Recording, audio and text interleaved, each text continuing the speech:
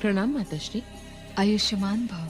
पांचाली, यह है वृषकेतु, मेरा पौत्र, मेरे ज्येष्ठ पुत्र अंगराज का पुत्र। यह है मेरी ज्येष्ठ पुत्र वधु पद्मावती, और पद्मावती यह है पांचाली। तुम दोनों बैठ के बातें करो, तब तक मैं वृषकेतु को अपने पुत्रों से मिलवा कर लाती हूँ।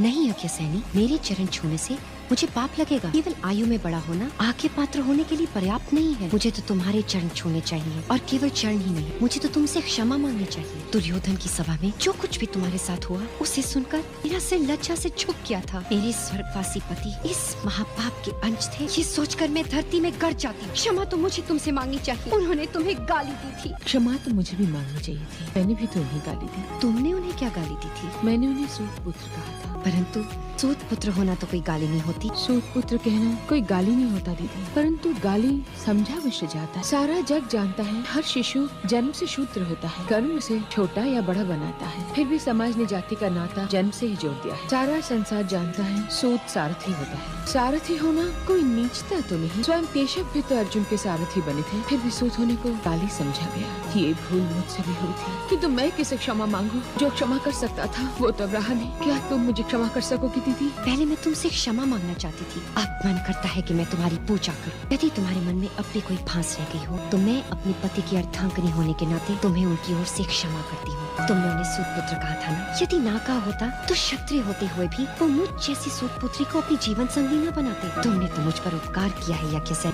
उपकार किया है।